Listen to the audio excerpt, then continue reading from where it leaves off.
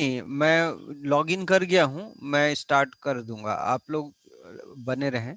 मैं लॉगिन हो गया हूँ। मोक्ष मोक्ष का कंप्यूटर है, मोक्ष नाम का। अच्छा, मैंने अभी एक तो ऐड कर दिया। और भामरी जी का भी ऐड कर दिया। 2 पीपल मोर। मोक्ष नाम से अभी नहीं दिखाया। बाकी लोग दिख रहे हैं, मैं ऐड कर रहा हूँ सब किसी को।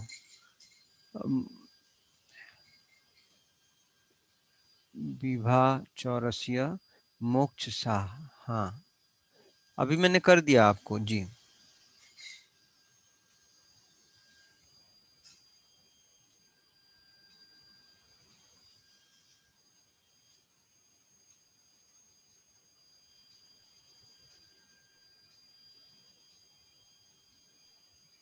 हाँ, म्यूट करवानो કે અનમ્યુટ કરવાનું?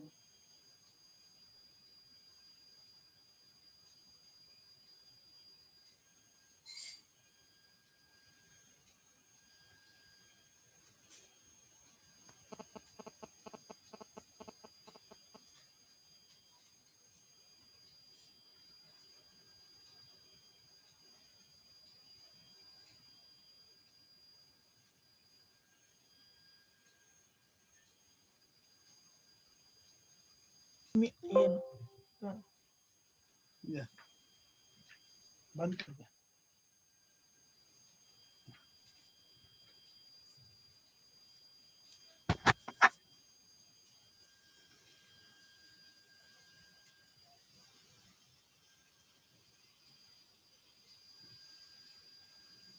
संजय जी नमस्ते।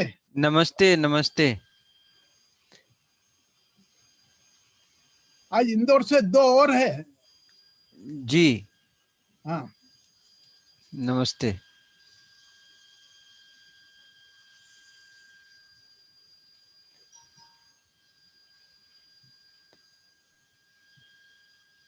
संजय जी हो गए ऐड। हाँ हम जी जी।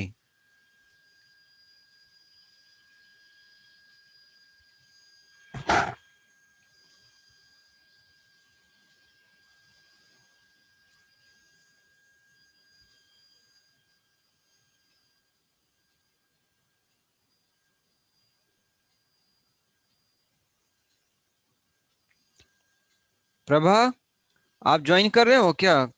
सब लोग हो गए, आप करिए जल्दी। डॉक्टर मजुमदार जी भी हैं। हेलो, मेरा हुआ है क्या? जी मैम, हो गया है। हाँ, थैंक यू।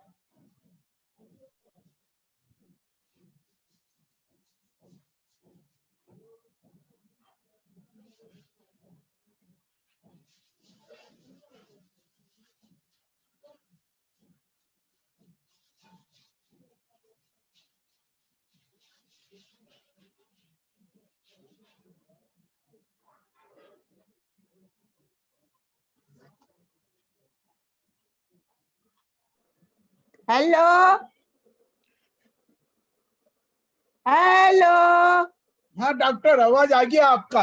अच्छा अच्छा ठीक है, welcome. Okay thank you. Today you are late. हाँ, I'm trying, but all rules regulations are coming.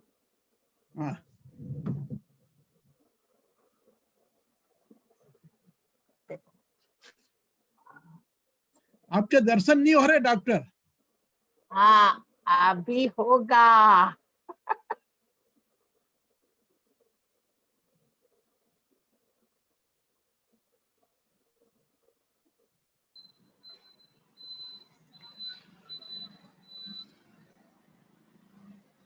Yes. Yes. नमस्ते। नमस्ते।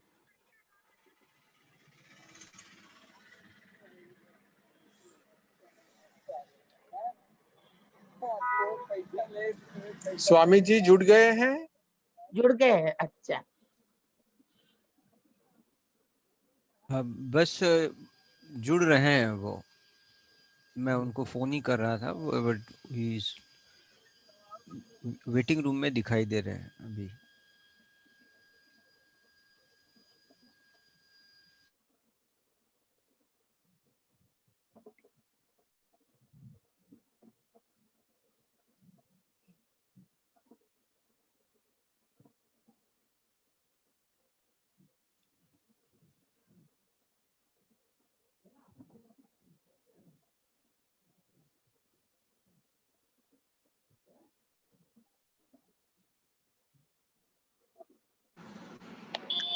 स्वामी जी का मुझे मैसेज आ गया था कि ही इज रेडी, ऐसा। तो 5 मिनट पहले ही, 10 मिनट पहले ही रेडी थे। हाँ मैंने ही बोला था कि आप 5 मिनट में ज्वाइन करिए, तो अभी वो ज्वाइन कर रहे हैं। ठीक है। और इस बीच में मेरा फोन चले जाने से शायद उनका डिस्टर्ब हुआ है, लेकिन वो कर आ गए। लेंगे।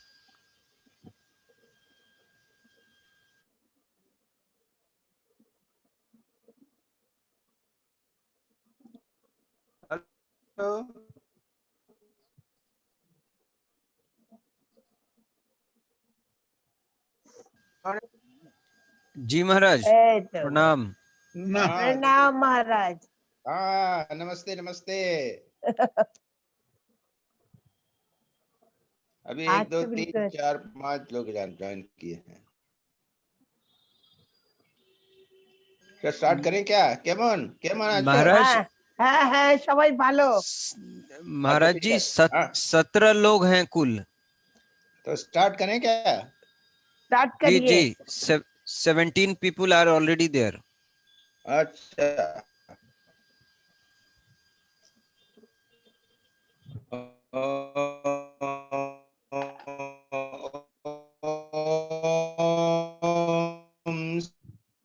सहना भवतु विद्विषावहै। ओम शांति शांति शांति। हरि ओम। क्षमा करेंगे, आज मेरा गला थोड़ा खराब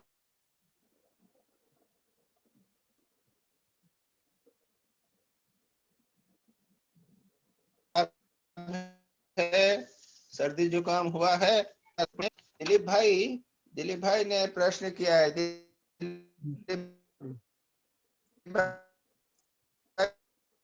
सुन रहे जी। तो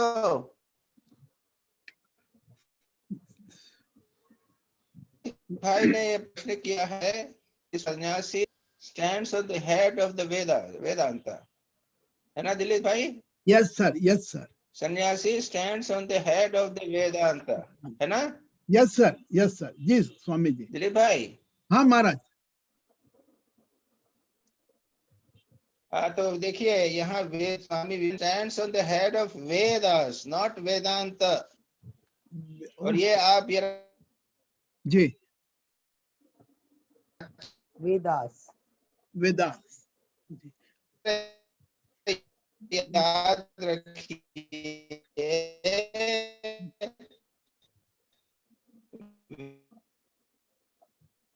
वेद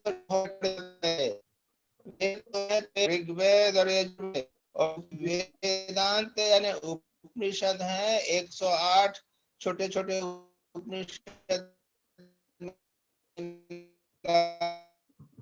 के Swamiji, your voice is not clear.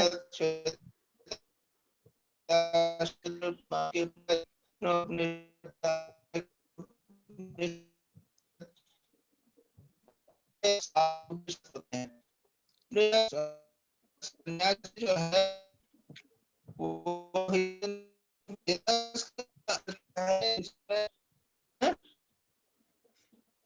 Voice is not coming.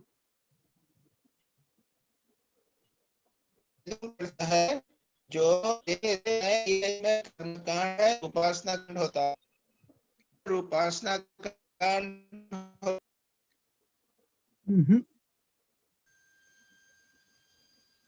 Hello hello hello. ठीक सुनाई नहीं दे रहा। हाँ महाराज जी, हेलो।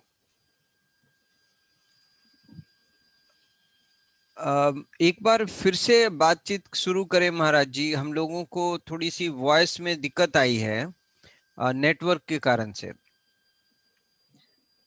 बैंडविड्थ कम होने से थोड़ी सी दिक्कत हुई, तो एक बार फिर से बात शुरू करें तो अच्छा रहेगा। कभी कभी वीडियो ऑफ करने से नेटवर्क इंप्रूव कर जाता है। महाराज को नहीं, हम लोगों का अच्छा ठीक है, हम लोग का वीडियो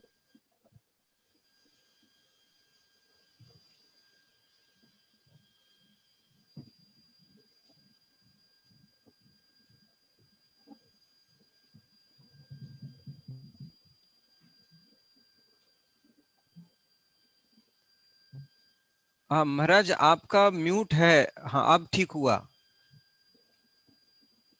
नहीं, अभी मैं खुलवा था क्या मैं?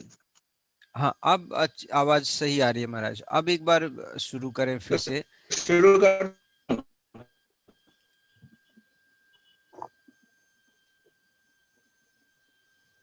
देखा का प्रश्न है, उन्होंने कहा है कि स्वामी विवेकानंद कहते हैं कि sannyasi stands on the head of Vedanta. Dilip bhai ने करेक्ट नहीं कहा है, स्वामी जी ने कहा है sannyasi stands on the head of Vedas. जी संजय ठीक आवाज आ रही है कि नहीं आ रही है? जी जी महाराज अब अच्छी आ रही है। Okay okay. और वेद और वेदांत में अंतर है जी। वेद है 4 वेद, ऋग्वेद यजुर्वेद अथर्ववेद सामवेद। जी ये बहुत बड़े बड़े हैं, इसमें क्रिया उपासना है, बहुत सारी ऐसी बाकी पूर्ति के लिए ये क्रियाएं सब करनी पड़ती जी। और उपनिषद या वेद जो है, वेदांत जो है 108 उपनिषद हैं और उसमें केवल ज्ञान है। जी तो स्वामी विवेकानंद कहते हैं कि जो सन्यासी है वो तो कर्मकांड और उपासना कांड इत्यादि के ऊपर चला गया है, उसको वेदों से क्या लेना देना है, संसारी लोगों के लिए है कर्मकांड। इस दृष्टि से वे जो सन्यासी है वो वेद के परे चला जाता है, ये कहने का मतलब है। बिल्कुल। और याद रखिए दिलीप भाई, हमेशा आपके मैंने प्रश्न आपके कई बार प्रश्न में जैसे वेद और वेदांत में आपने कंफ्यूज कर दिया, ऐसा मत कीजिएगा, जरा सावधान रहिए, ठीक है? जी जी महाराज जी। दूसरा आपने प्रश्न किया था सर्वो उपनिषदो गायो, जो उपनिषद है वे गाय है और गीता जो है वो दूध है, कृष्ण जो है वो दूहने वाले हैं और अर्जुन जो है वो बछड़ा है, ठीक है ना? हाँ जी महाराज जी। तो इसमें क्या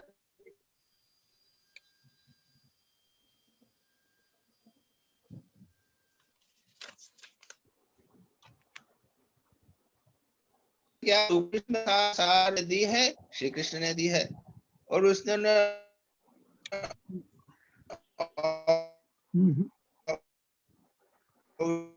उसका जो वो कौन है, फिर गायब, फिर गायब। नहीं ठीक है, बीच में थोड़ा सा वो क्रैकिंग आ गई थी। हाँ, दूसरे सवाल का उत्तर एक बार फिर से शुरू करें कि वो उन्होंने कहा फिर क्रैक हो रही। उपनिषद है वे, और जो दूध है वो मानो एसेंस, उसका जो सार है वो है दूध, वो है गीता जी। और किसने निकाला है, श्री कृष्ण ने निकाला है। हाँ। और निमित्त किसको बनाया है, अर्जुन को, अर्जुन को बनाया। तो ठीक बात है, इसमें कोई दिक्कत ही नहीं समझने की। अब आपका एक बहुत अच्छा प्रश्न आया है लास्ट में, आपका है ना, रोग की स्थिति में देह के साक्षी से बने। हाँ दिलीप भाई, जी जी जी। जब सिर घूम रहा है, चक्कर आ रहा है, हाँ तब देह के लिए साक्षी कैसे बने? बराबर, ये मेरा सवाल। ये एक बहुत इम्पोर्टेंट प्रश्न है। और हम देखें, स्वामी तुरानंद जी को बहुत बड़ा कार्बंकल हो गया था, फोड़ा हो गया था।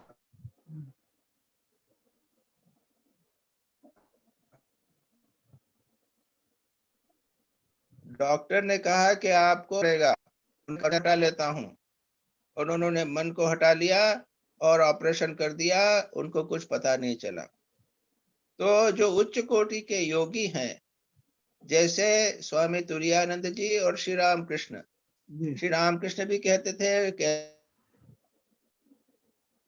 में बड़ा दर्द हो रहा है, दर्द हो रहा है, नहीं, क्यों? श्री रामकृष्ण ने अपने मन को पूरी तरह हटा लिया था। तो ये तो ऐसे उच्च कोटि के योगी कर सकते हैं, हम नहीं कर सकते। स्वामी तुरानंद जी नहीं कर सकते। दूसरे थे एक स्वामी जगदानंद जी, वो बड़े ज्ञानी थे, ब्रह्म ज्ञानी थे। उनको बहुत तकलीफ हो रही थी, हार्ट की तकलीफ थी, हार्ट अटैक हो रहा था, सीने में बहुत दर्द हो रहा था। तो किसी ने कहा कि महाराज तुरानंद जी अपने मन को हटा सकते हैं, आप भी हटा लीजिए ना। देखिए भाई, मेरे में ये शक्ति नहीं है, लेकिन मैं जानता हूं, अच्छी तरह जानता हूं कि मैं आत्मा हूं, मैं देह नहीं हूं। मुझे कष्ट नहीं, ये कष्ट जो है वो देह को हो रहा है, आत्मा को नहीं है। दर्द हो रहा है, पसीना आ रहा है, लेकिन वे स्पष्ट रूप से यह जानते हैं कि मैं देह नहीं हूं, मैं आत्मा हूं, मुझे नहीं हो रहा है। तो ये दूसरा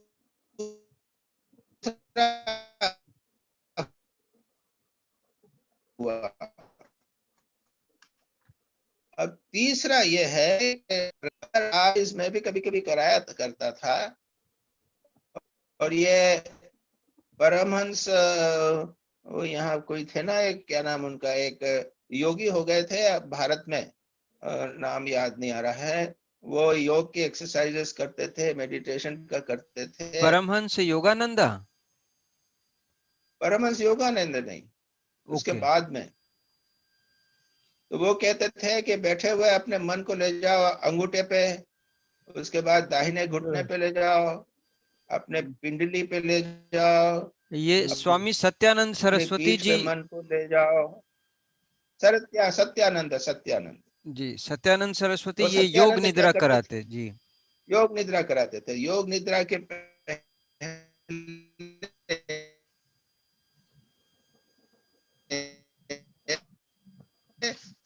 वो हम अपने उसके मन के, शरीर के प्रत्येक अंग के साक्षी बनो, ठीक है ना जी। तो ये प्रैक्टिस तो हम कर सकते हैं।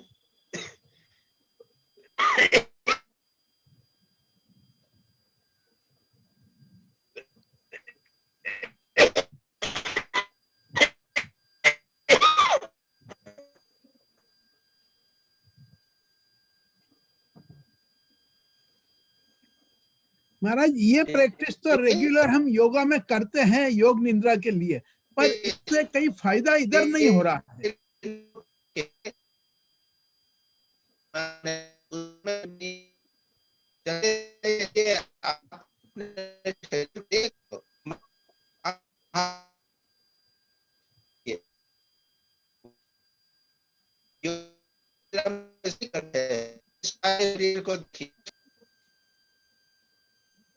संजय जी आप रिपीट करवाइए। महाराज जी,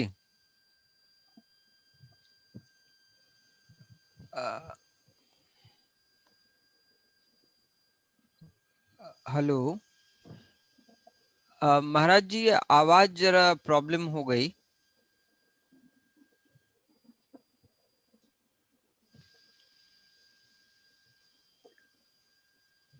हेलो,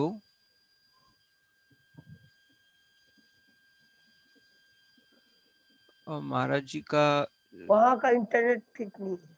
हाँ, उनका बैंडविड्थ थोड़ा लो आता है। उनकी तबीयत थोड़ी अच्छी और हो जाए, अभी चूंकि वीकनेस है इसलिए वो कमरे से ही कर रहे हैं। जी हाँ, अब आ महाराज, रही है। अब आ रही है।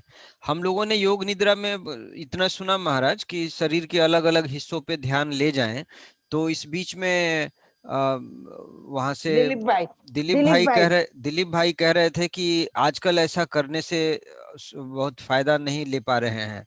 हाँ। तो जी महाराज, उसके बाद आपकी आवाज थोड़ी क्रैक कर गई।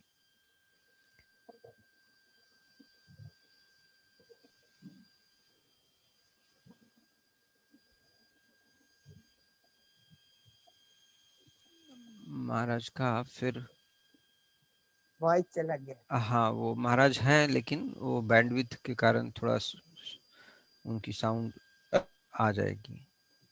जी महाराज, जी महाराज, हाँ अब आ रही है आवाज। हेलो,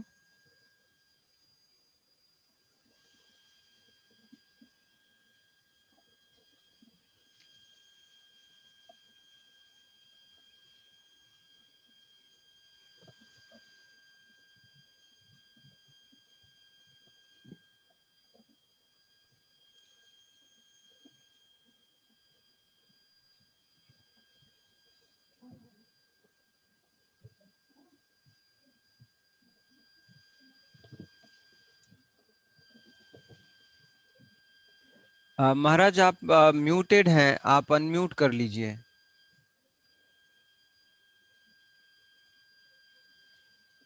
आपका माइक्रोफोन म्यूट हो गया महाराज।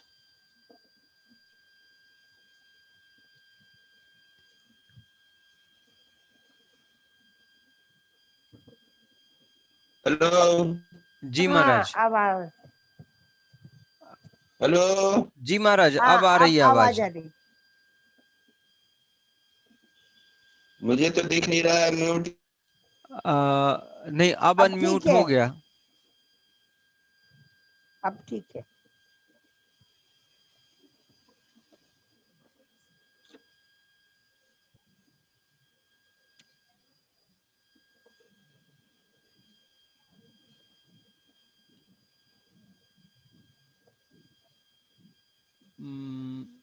महाराज का फिर म्यूट दिखा रहा है।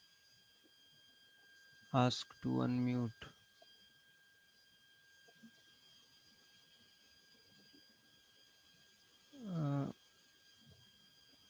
कहाँ गया महाराज का नाम? वही नहीं है।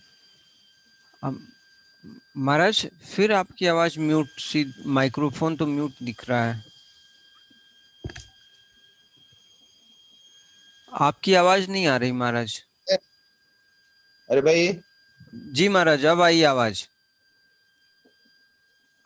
अब बराबर आई आवाज। अब बताएं महाराज। अब मैं क्या करूं, कभी आती कभी नहीं। योग हाँ। निद्रा में एक एक अंग के साक्षी बनते हैं। उसको अगर आप नियमित रूप से करें तो आपका अभ्यास हो जाएगा आपके शरीर के अंगों के साक्षी बनने का। उसके बाद में शरीर में अगर कष्ट होगा बन सकते हैं। कष्ट रहे, लेकिन श्री रामकृष्ण जैसा कहते थे, तुरानंद जी कहते थे, देह जाने दुख जाने, जी मन तो आनंद।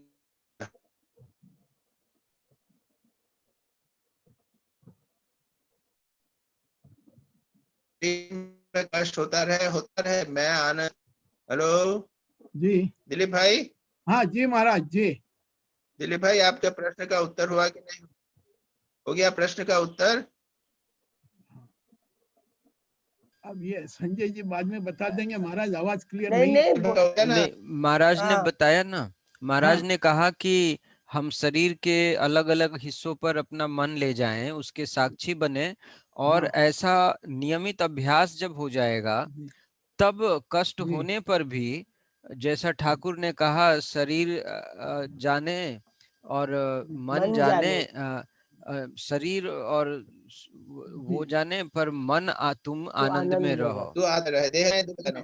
जी जी जी महाराज बराबर। ठीक जी है। जी महाराज। अच्छा, ये प्रश्न तो इतने हो गए संजय। महाराज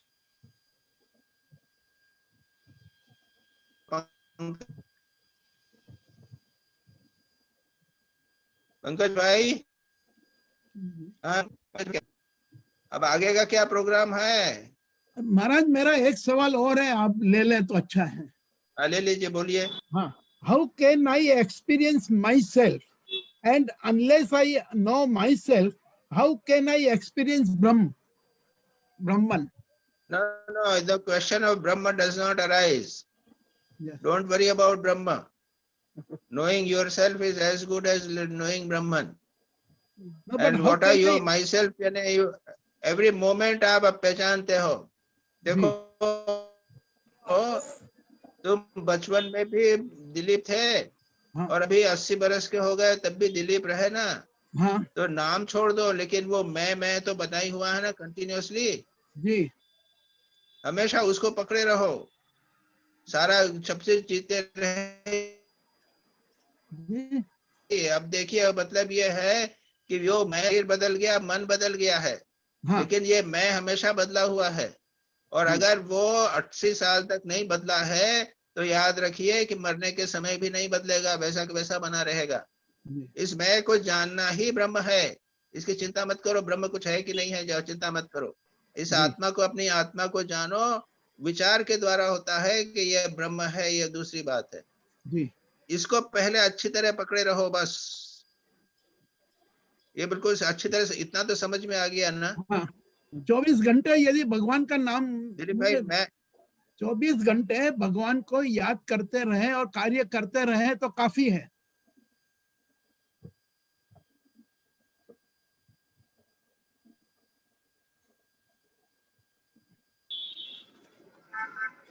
बराबर।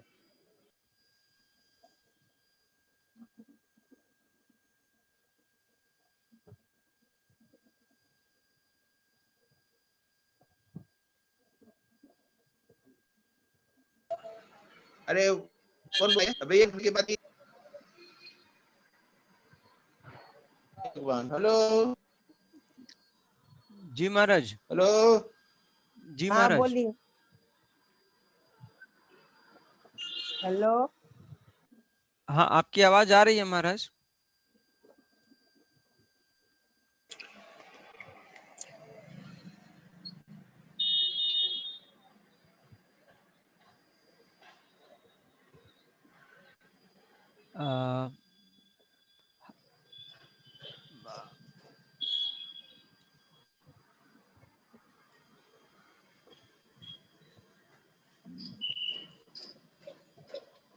महाराज क्यों नहीं दिख रहे हैं इसमें?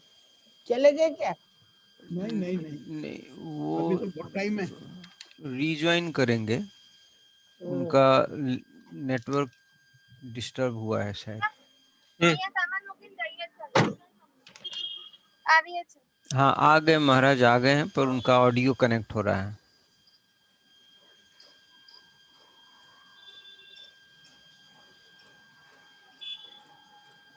अच्छा, हेलो जी महाराज, हाँ। आ रही है आवाज आपकी। अभी देखिए, भगवान की बात किसने कही? दिलीप भाई। दिलीप भाई जी जी महाराज, हाँ मैंने कही। देखिए आप गड़बड़ कर रहे हो। जी अभी ब्रह्म की बात कर रहे थे, बीच में भगवान को क्यों लाए? आपने बताया ना, ब्रह्म को तो छोड़ दो, वो तो ऑटोमेटिक बाद में सोचो, पहले अपने को सोचो और अपने आत्मा को देखो। फिर जब बोला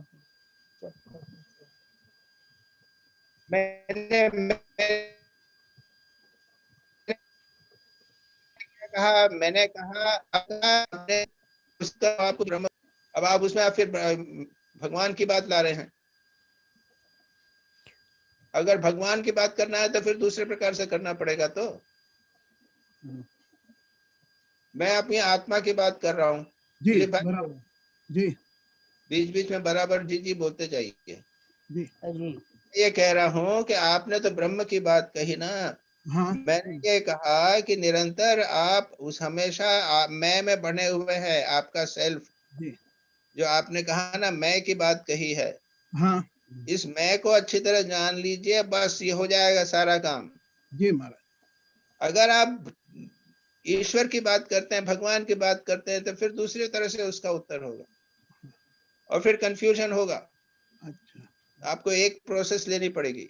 जी यदि आप कहते हैं कि निरंतर भगवान का स्मरण करना है तो फिर करिए, कोई बात नहीं। दूसरी बात, और उसके बाद में फिर ब्रह्म की बात मत लाइए और आत्मा की बात मत लाइए, मैं की बात मत लाइए। तो ये दोनों अलग है। हाँ हाँ हाँ, देखिए एक प्रोसेस मन की एक ही है। हाँ मन में आप भगवान का स्मरण करते रहिए। भगवान क्या है? वो एक है जो सदा बने रहते हैं ना। जी भगवान सदा बने रहे। और आत्मा की मैंने अभी बात कही, वो भी मैंने कहा कि सदा बनी हुई है। मैं जो है सदा बना रहता है। को ले लीजिए, उसको पकड़े रहिए। जी एक ज्ञान की प्रोसेस है, एक भक्ति की प्रोसेस है। जी राइट। अब इसको मिक्स मत कीजिए। जी समझ ठीक गया। है जी महाराज जी। अच्छा ठीक। अब कोई प्रश्न है? महाराज अब एक प्रश्न ये है जो आपने हमको पूछा था। आपका प्रश्न था, उसका जवाब तो आपने मुझे दे दिया। नहीं महाराज, उसके अंदर मैंने सिर्फ एक ही दिया है, माँ शारदा के बारे में।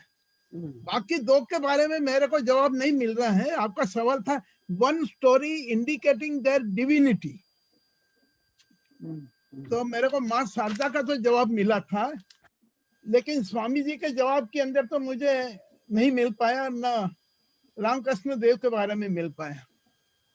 डिविनिटी के क्या थे? माँ के अंदर ये जरूर लिखा है कि जो स्वामी जी अपने रामकृष्ण देव के समय जो फील किया गया था वो की वही बात यहाँ रिपीट हुई है, पर क्या बात थी? ठीक है। अब भैया आप बताइए, आप लोग बताइए। मुझे नहीं मिला इसलिए या और कोई बताते हैं?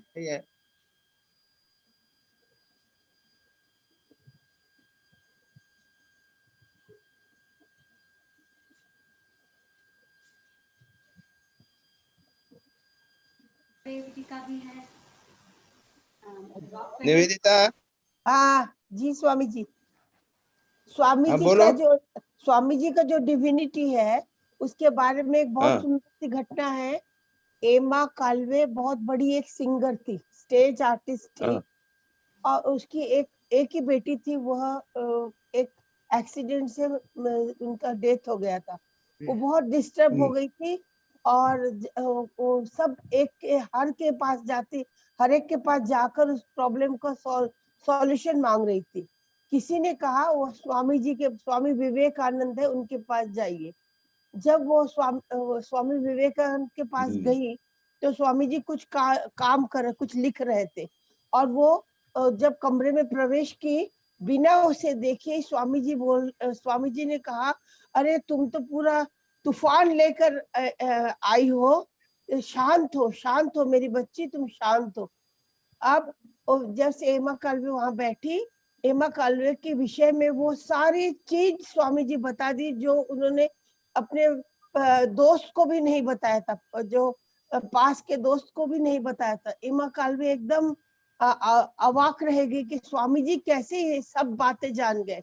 और उसके बाद स्वामी जी उनको बोला कि शांत हो मेरी बच्ची, शांत हो, और तुम अपने मन को कार्य में लगाओ और यह कहने के बाद एमा काल्वे का पूरा जीवन ही फिर से पलट गया और वो शांत हो गई और फिर से अपना सब कार्य शुरू कर दिया। और उसका वो एक बार बेलूर मठ में भी आई थी। इससे हमको पता लगता है कि स्वामी जी की डिविनिटी कितनी कितनी थी। हेलो। हाँ बोलो। आप ठीक मैं है। बोल और इंस्पायर टॉक्स के समय तो स्वामी जी एकदम डिविनिटी ठाकुर के बारे में ठाकुर की तो एक एक कार्य डिवाइन ही था। मतलब जैसे जब नरेंद्र को छू दिए थे पहले, जब नरेंद्र ने नहीं ऐसा है उनके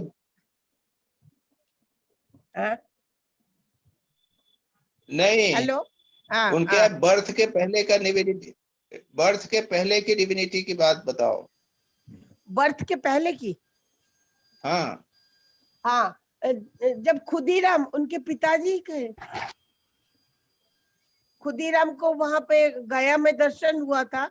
हाँ विष्णु ठीक पाद है करेक्ट। हाँ, तो कि मैं तुम्हारे घर में आ रहा हूँ। हाँ और दूसरा वो माता चंद्रमणि के गर्भ में ये जुगी शिव मंदिर के प्रकाश अंदर प्रवेश कर गया था। हाँ। तो ये कितने लोगों ने खोज के निकाला, ये मैं पूछ रहा हूँ। हाँ तो बताइए ना विभा। आप बताइए महाराज। नहीं ये विभा ठीक बता रही है। और वो स्वामी जी के बारे में ये है कि स्वामी जी को भी जन्म हुआ तो वीरेश्वर शिव हाँ वीरेश्वर शिव। हाँ तो उनकी ये मैं चाहता था। तुम लोग प्रश्न नहीं करोगे तो फिर प्रश्न करूंगा ये।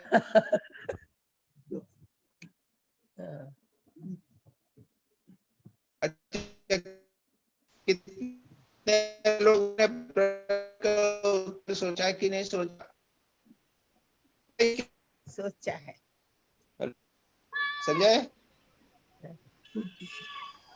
संजय जी महाराज मैं हूँ। पंकज भाई आज नहीं है क्या?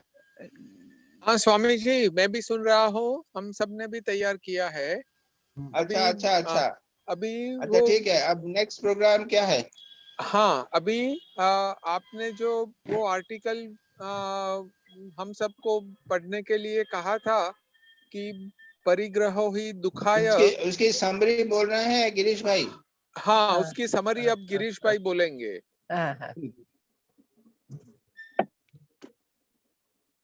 गिरीश भाई ठीक है बोलिए।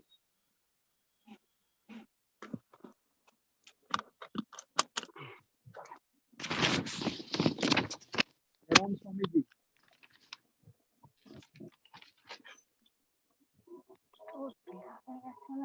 स्वामी जी प्रणाम।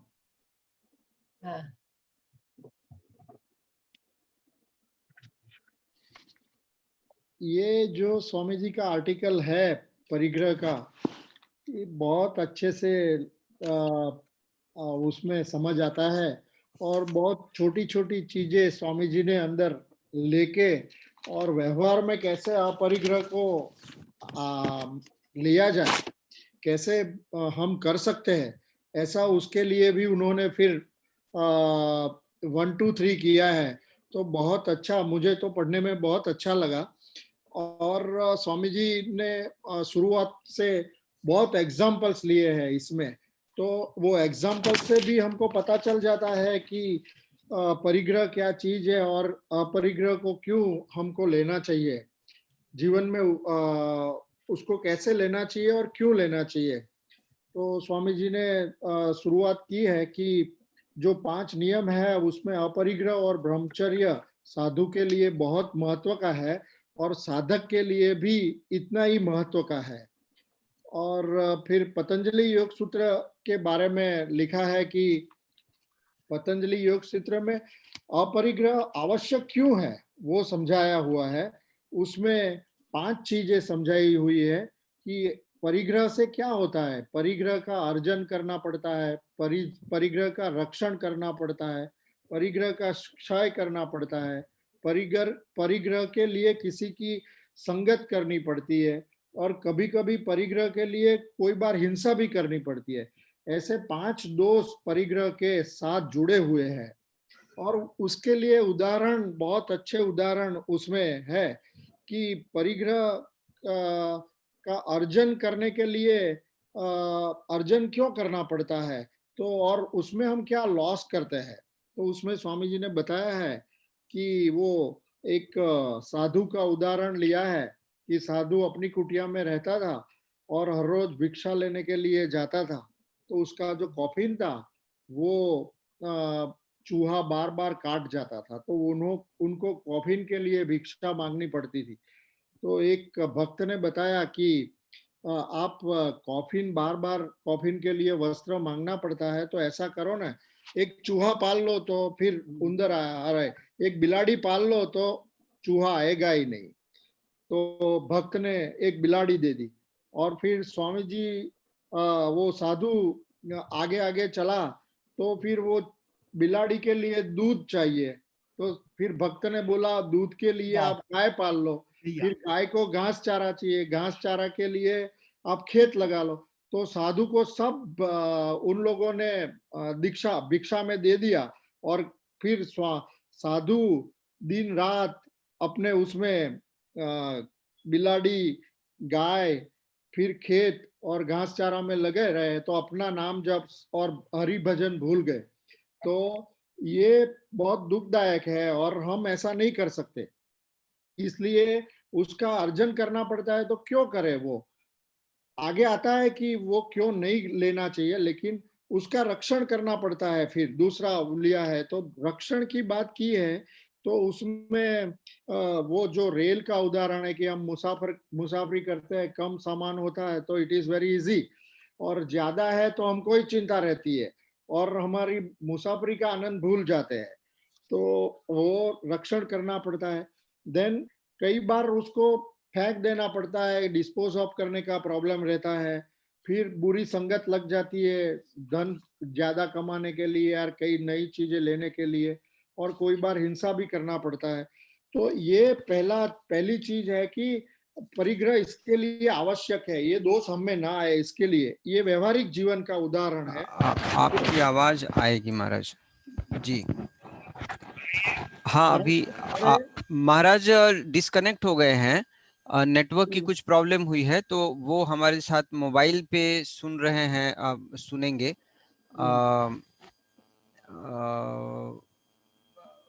और वो बोलेंगे, वो हम भी माइक्रोफोन वहां लगा के कोशिश करेंगे सुनने के लिए।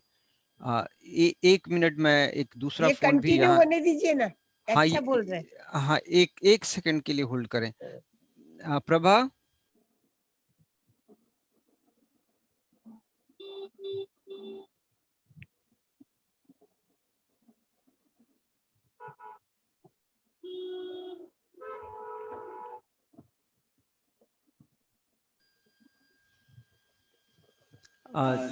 जी महाराज। सर आप कंटिन्यू करें, महाराज सुनेंगे जी। अच्छा, ओके। और ये जो आवश्यकता है अपरिग्रह की, और परिग्रह क्यों दुखदायक है, उसमें वो चील का उदाहरण भी बहुत अच्छा उदाहरण है कि वो चील एक मछली को लेके चलती है, और फिर उसको ऐसा होता है कि ऐसी अच्छी मछली मुझे मिल गई, बहुत आनंद में आ जाती है, लेकिन उसके बाद में उसके पीछे सब कौवे पीछे पड़ते हैं, तो फिर इतना दुख उसको होता है और एक मछली गिर जाती है। तो then she is very happy, चील बहुत अच्छी आनंद से फिर से बैठ जाती है, और एक साधु नीचे से देखता है तो उसको लगता है कि ये परिग्रह से कितना सारा दुख होता है। तो ये व्यवहारिक जीवन का सब एग्जाम्पल्स लिया हुआ है, और उसकी आवश्यकता को अपरिग्रह की आवश्यकता को समझाया हुआ है।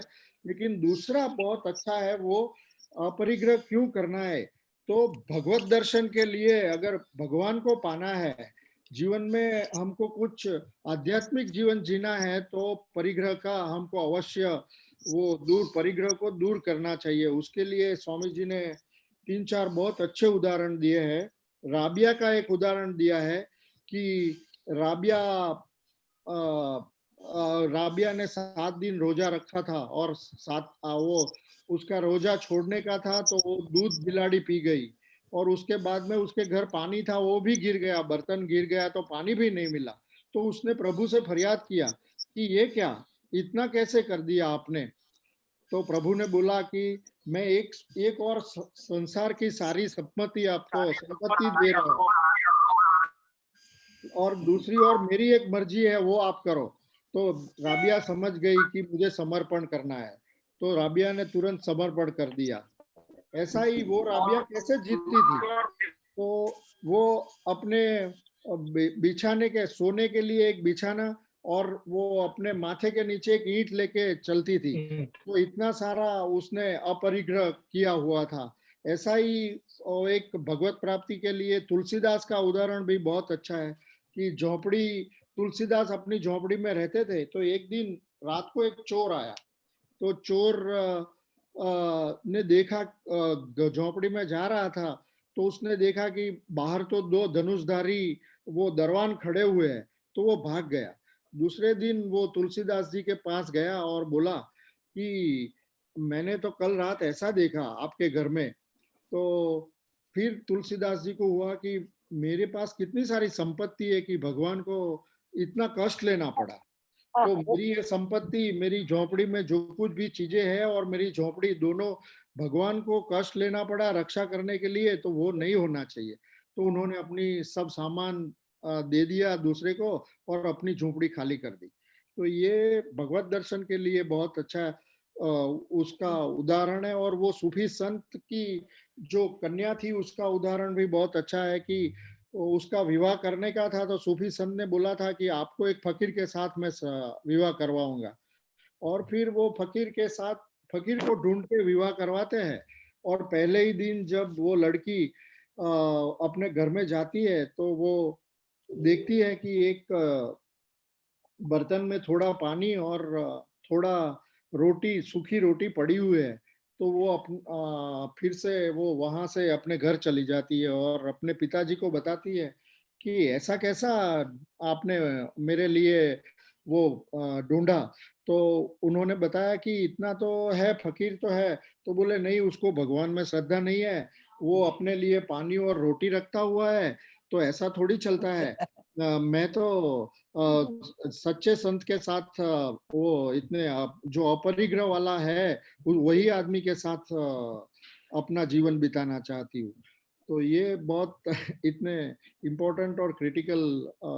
फिर स्वामी जी ने उसको कंक्लूड किया है भगवत दर्शन को कि प्रभु प्रेम अगर करना है तो दूसरी चीजों को या दूसरे लोगों को प्रेम करना नहीं चाहिए, नहीं तो फिर अपना प्रेम, प्रभु का प्रेम उसमें बांट दिया जाएगा। तो वो भौतिक स्तर से थोड़ा ऊपर आना चाहिए और उसके बाद में अगर प्रभु को प्रेम करने लगे तो हमको कोई चीज की आवश्यकता नहीं रहेगी। ऑन करके दो। तो बहुत अच्छा बोला। हाँ, वो स्वामी जी ने बहुत अच्छा लिखा है। उसके बाद में स्वामी जी ने ये तो हुई कि व्यवहारिक जीवन की बात हुई और थोड़ा फिर उन्होंने बोला कि धीरे धीरे सात्विक जीवन जीना चाहिए और आध्यात्मिक जीवन जीना चाहिए। तो सात्विक और आध्यात्मिक जीवन में कैसे परिवर्तन लाना चाहिए, तो अपना जो बाह्य जीवन है और आध्यात्मिक जीवन आंतरिक जीवन के साथ कनेक्टेड है। तो स्वामी जी ने लिखा है कि हैविंग और बीइंग दो चीज है, उसका ध्यान रखना चाहिए। जो हैविंग का ध्यान रखता है कि अपने पास कितनी चीज है, मेरे पास क्या है, गाड़ी है, बंगला है, मेरे पास और क्या क्या है, कितने फ्रेंड्स है, कितनी दौलत है। और जो बीइंग वाला है वो अपने वैल्यूज और गुणों के लिए ध्यान रखता है। वो चिंता करता है कि मैं कितना सत्य रहा, मैंने कितनी हिंसा नहीं की, ऐसे सब गुणों, अपने गुण को देखता है। तो हमको बीइंग की तरफ ध्यान देना चाहिए। और फिर बहुत अच्छा वो उसको नरेशन दिया है कि हम जो मनुष्य जीवन इतना मिला है उसमें हम पशु से मानव बने, मानव से आगे श्रेष्ठ मानव बने, फिर महामानव बने और देव मानव बने। ऐसा अगर हम आध्यात्मिक जीवन में अपना उद्देश्य रखेंगे तो फिर हमको पता चलेगा कि और चीजों का कोई मूल्य ही नहीं है और सब चीजें मूल्यहीन है। तो ये आध्यात्मिक दृष्टिकोण अपना होना चाहिए। लेकिन फिर स्वामी जी को पता है कि हम तो ऐसा कर नहीं सकते, ये सब सुन तो सकते हैं लेकिन करने का कैसे ये सब। तो स्वामी जी ने बहुत अच्छा 1 2 3 4 किया है उसको कि पहला स्टेप क्या है। तो आपको उन्होंने बताया कि how to do this, how to achieve in this गृहस्थ लाइफ। तो उन्होंने बोला, लिखा है कि पहला काम ये करना है कि ये परिग्रह सब हानिकारक है और दुखदायक है, वो हृदयस्थ कर लो आप, कि उससे दुख ही मिलने वाला है, हमको हानि होने वाली है, ऐसा आप हृदयस्थ कर लो। पहली चीज वो करो, इतना इंटरनलाइज कर लो अपनी बुद्धि से कि इससे कुछ फायदा होने वाला नहीं है। फिर इतना करके दूसरा स्टेप स्वामी जी ने बताया है कि फिर इतना करके निष्ठा पूर्वक ईश्वर चिंतन करो। आप ईश्वर चिंतन करोगे तो क्या होगा कि आपके पास जैसे जैसे ईश्वर चिंतन में टाइम बढ़ता जाएगा, ध्यान जप में टाइम बढ़ता जाएगा, तो अपने आप ये सब चीजों से आपका मूड दूर होता जाएगा। जैसे उन्होंने उदाहरण दिया है कि सूर्य पूर्व से निकलता है और पश्चिम में शाम को सेट होता है, तो हम पूर्व को भूल जाते हैं और पश्चिम को याद करते हैं, फिर पश्चिम पूर्व को सुबह याद करते हैं। ऐसा तो एक जगह से हमारा ध्यान गया तो दूसरी जगह वो ध्यान फिर लगता है। अगर ईश्वर में ध्यान लग गया तो फिर ये सब चीजों में परिग्रह में हमारा ध्यान नहीं रह गया, आपो आप निकल जाएगा वो। तो हमको ईश्वर निष्ठ बनना है, निष्ठा पूर्वक ईश्वर का चिंतन हर रोज करना है। फिर स्वामी जी बताते हैं कि ये सब कैसा करे, वो स्लो करे कि फास्ट करे। ये दो चीज है। कोई लोग ऐसा बोलते हैं कि फास्ट हो जाता है, कोई लोग ऐसा बोलते हैं कि स्लो स्लो स्लो करना चाहिए, धीरे धीरे ग्रेजुअली जीवन में उतारना चाहिए। और ठाकुर बोलते थे कि वो एक एग्जाम्पल भी दिया है कि इमीडिएटली वो फ्लिप फ्लॉप जैसा होता है आपका, इतना फास्ट भी हो सकता है। लेकिन स्वामी जी ने बताया कि नहीं, आप ग्रेजुअली करो, आप धीरे धीरे करो।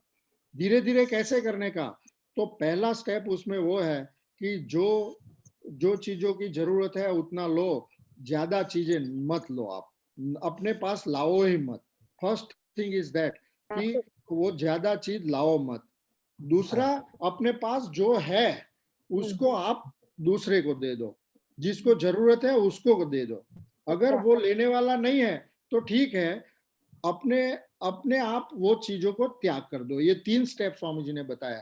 तो सब चीजों को छोड़ने के लिए पहले नई चीजें लाओ मत, दूसरा जो है वो दूसरे को दे दो, और अगर दूसरा नहीं है तो उसका त्याग कर दो, अपने आप वो एक कॉर्नर में पड़ी रहेगी अपने आप। तो और अपने क्वेश्चन करो अपने आप को कि मुझे जीवन निर्वाह के लिए कितनी जरूरत है, जीवन निर्वाह के लिए कितनी जरूरत है। जितनी हो सके उतनी कम करो, धीरे धीरे धीरे धीरे जीवन निर्वाह के लिए भी कम करो। ये सब शारीरिक बात थी, लेकिन फिर मानसिक भी क्रिया करो कि कितना कम कर सकता हूं मैं। और लास्ट में साधु जीवन जो है वो तो ऐसा सोचते हैं कि प्राण चलाने के लिए, प्राण धारण के लिए जितनी जरूरत है उतना ही लेना चाहिए, बाकी नहीं लेना चाहिए। उसमें वो बिछाने का और वो अपने आप का वो शॉल का और वो सब उदाहरण है, जितना कम कर सके, और शॉल के बिना भी हम सो सकते हैं तो वो सोना चाहिए, ऐसा होना चाहिए हमारे जीवन में। उसके बाद में स्वामी जी ने वो धन संपत्ति के लिए बोला है। धन संपत्ति के लिए स्वामी जी ने 3 चीज बताई। स्वामी जी ने बताया कि अपनी संपत्ति को लिमिट करो, कि धीरे धीरे कम करो, और लिमिट को कम करो कि हमको कम कमाना है, ज्यादा इकट्ठा नहीं करना है, धीरे धीरे धीरे कम करो। और अगर वो ज्यादा आ भी जाए, कोई ऐसा आपके प्रारब्ध के धन आ भी जाए, तो क्या करो कि उसको साइड में रखो कि भाई ये मेरा नहीं है, और वो सब ईश्वर ने दिया है तो कोई और के लिए है, तो उसके लिए आसक्त मत हो, फिर से वो चालू मत कर दो इकट्ठा करने का, अगर आ जाए कभी तो। और तीसरा स्वामी जी ने कहा कि धन के लिए, धन कम करने के लिए कम खर्च करना कम कर दो। आप जितना हो सके उतना खर्चा कम करो, और धीरे धीरे धीरे धीरे खर्चा कम करोगे तो तो फिर आपको कमाने की जरूरत नहीं है, तो ऑटोमेटिक अपरिग्रह आपके अंदर आने लगेगा। और कोई लोग अच्छी स्वामी जी ने बताया कि कोई लोग ऐसा बोलते हैं कि मैं तो दान करने के लिए कमाता हूँ, तो वो बहुत अच्छा कहा है कि दान करने के लिए आपको कमाने की जरूरत नहीं है, ईश्वर है। आप अपरिग्रह से समाज की चिंता मत कम करो, आप ज्यादा कमाने जाओगे तो समाज की चिंता बढ़ेगी। आप है ना ऐसा करो कि अपरिग्रह करो और दान करने के लिए मत कमाओ, जितना धन इकट्ठा कम करोगे उतना अच्छा है। और उसमें वो एक पीस पिलग्रिमेज का जो उदाहरण है स्वामी जी ने बताया है कि ऐसा नहीं है कि ये सब साधु संत और गृहस्थ जो ईश्वर चिंतन में लगा हुआ है वही कर सकता है। आज के भी जीवन में ऐसे लोग हैं जो ऐसा कर रहे हैं। और एक छोटी लड़की का 10 साल पहले वो लड़की ने अंतरराष्ट्रीय, वो अमेरिका की लड़की थी, उसने देखा कि मेरे आसपास इतने लोग गरीब हैं और मैं क्यों ये सब लेके काम करूं, जीवन निर्वाह करूं। तो उसने अपना सब छोड़ के उसने शांति यात्रा के लिए कुछ निकाली अपने आप, और उसने एक जर्सी बनाई, आगे लिखा कि मैं शांति यात्रा कर रही हूँ, और पीछे लिखा उसने कि walking 10,000 miles for the peace. और वो चलती रही और उसने नक्की किया था कि मैं किसी के पास कुछ मांगूंगी नहीं, जहां मिलेगा वहां खा लूंगी, जो कपड़ा पहनने का मिलेगा वो पहन लूंगी, और जहां सोने का मिलेगा सो लूंगी, लेकिन मैं किसी से कुछ भी मांगूंगी नहीं। और वो लड़की धीरे धीरे धीरे धीरे 50,000 मोर देन 50,000 माइल्स चली, और उसने वो एक अंतरराष्ट्रीय अवार्ड भी लिया। और उसने वो अपरिग्रह का जीवन निर्वाह का मिनिमम कैसे किया जाए वो एक अच्छा उसने किया, बताया है हमको। और फिर लास्ट में स्वामी जी ने अपरिग्रह के समप में बहुत अच्छा एक उदाहरण दिया है समप में। वो उदाहरण बहुत टची है। स्वामी जी ने बताया है कि एक साधु था, ब्रह्मचारी था, वो संसार को कुछ भी जानता नहीं था और पहली बार भिक्षा मांगने के लिए गया था। और वो एक गांव में भिक्षा मांगने के लिए जा रहा है, और उसको भिक्षा देने के लिए एक औरत और उसकी यंग लड़की आती है। तो वो ब्रह्मचारी भिक्षा लेके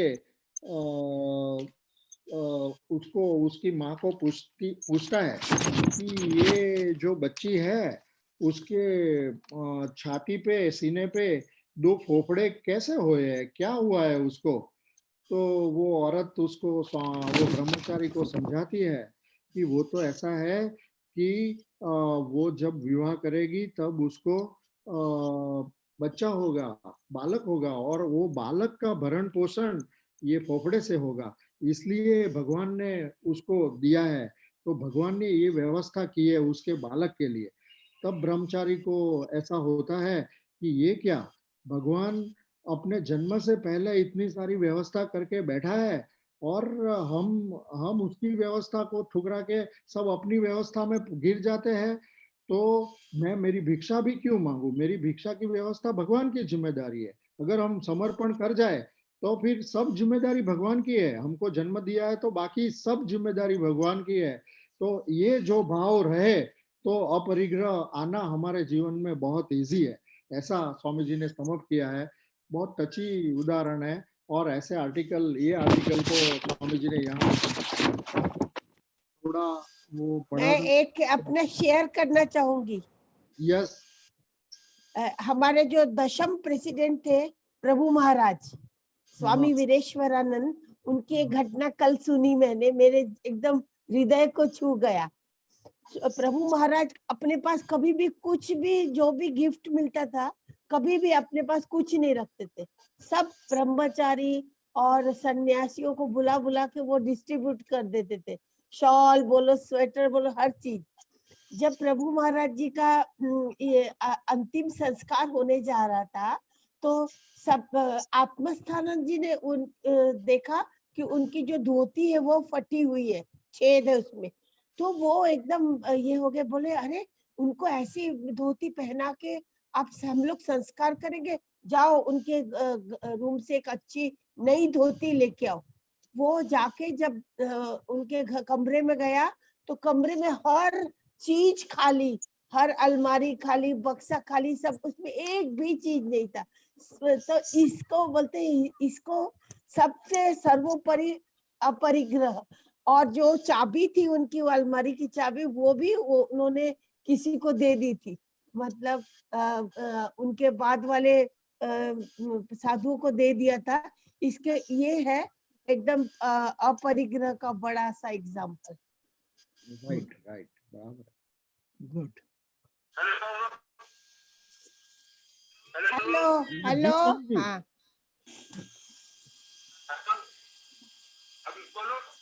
जी महाराज। हाँ जी महाराज।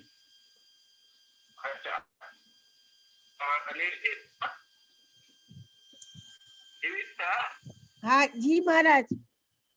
वो तो बहुत हम लोग तो मानते बहुत अच्छा है, लेकिन हाँ? ये है सन्यासी का आदर्श। क्या क्या महाराज? आदर्श प्रभु महाराज देवर प्रभु महाराज जो है सन्यासी का आदर्श रखा है। हाँ हाँ हाँ हाँ, हाँ, पर सुन, हाँ ये बराबर, ये आपने एकदम ठीक बोला। हाँ तो ये एक उन्होंने सन्यासी का आदर्श हमारे सामने प्रस्तुत किया है। वर्ष ये जो गिरीश भाई ने तो क्या है कि वो नीचे थोड़ा, ये आर्टिकल तो तुम लोग सबके पास में है ना? हाँ हाँ, सबके पास है। सबने पढ़ ही लिया है जी। एक मैंने ये लिखा है, देखिए एक बार पहली बात तो यह है कि आज के जमाने में कोई परिग्रह को स्वीकार नहीं करेगा। वो क्या है कि आजकल तो पोजीशन है, जितना भी ज्यादा हो, कंज्यूमरिज्म है ना, कंज्यूमरिज्म है, जितना ले हो उतना ले हो, ये सबके सब लगे हुए हैं। इसलिए मैं सबसे इम्पोर्टेंट बात है अपने मन में ये ध्यान दिए, जो अच्छे बिठाना कि परिग्रह ही दुखाय है। भाई बहुत इम्पोर्टेंट, परिग्रह ही दुखाय, यह इष्ट तमम ही लोके, जो भी दुख का ये कारण है परिग्रह। क्यों? उसमें कारण 5 कारण पातंजलि योग सूत्र में दिए गए हैं। अर्जन, रक्षण, क्षय, हिंसा और आसक्ति, इन 5 के कारण जो भी काम करोगे, परिग्रह करोगे, उसमें कष्ट होगा। तो पहली स्टेप है, सबसे इम्पोर्टेंट स्टेप है कि अपने मन में परिग्रह के इम्पोर्टेंस को अच्छी तरह बिठाना, कि परिग्रह दुख का कारण है, ये बात अच्छी तरह बिठाइए और थोड़ा थोड़ा करके धीरे धीरे अपने जीवन को सिंप्लीफाई करने का कोशिश कीजिए। और उसमें मैंने एक सेंटेंस कहा है, can I do without it. जो भी कुछ नई चीज लेने चाहते हो उसके पहले सोचो, can I do without it. नया कपड़ा, can I do without it, I can do without it. नई चप्पल, can I do without it, I can do without it. अच्छा, नहीं चप्पल को जरूरत पड़ गई है, मेरी पुरानी चप्पल बिल्कुल फट गई है, लेना पड़ेगा। अगर ऐसा हो तो क्या करेंगे, कुछ दिन बाद लेना, थोड़ा डिले करो। जितना परिग्रह की प्रोसेस है उसको डिले करो, धीरे धीरे करो। डिले करो। सबने सुना इस चीज को? जी महाराज। अपने जीवन को सिंप्लीफाई करना बहुत इम्पोर्टेंट है, तब हम जानेंगे कि जीवन में सुख क्या। जी महाराज। जी महाराज। बहुत अच्छे। और कुछ बराबर है। और तो कुछ नहीं। हाँ, आज के लिए बढ़िया रहा महाराज। बहुत अच्छा रहा। अच्छा ठीक जी। प्रणाम महाराज, प्रणाम। प्रणाम महाराज, प्रणाम महाराज। नमस्कार, प्रणाम महाराज। प्रणाम स्वामी जी, प्रणाम महाराज। प्रणाम महाराज, प्रणाम। प्रणाम महाराज, प्रणाम महाराज, प्रणाम। माँ बोलती, माँ बोलती। प्रणाम स्वामी जी। तालक ही कर रहे हैं। बंद कर दो।